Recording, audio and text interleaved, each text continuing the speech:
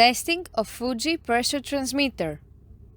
The transmitter has been set to a calibration range of input signal from 0 to 25 kilo per squared centimeter.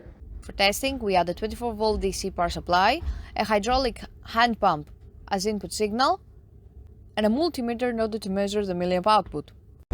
By manipulating the input signal with the help of the hand pump, we see that at 0 bar the output is 4 milliamp and at 24.5 bar the output is 20 milliamp.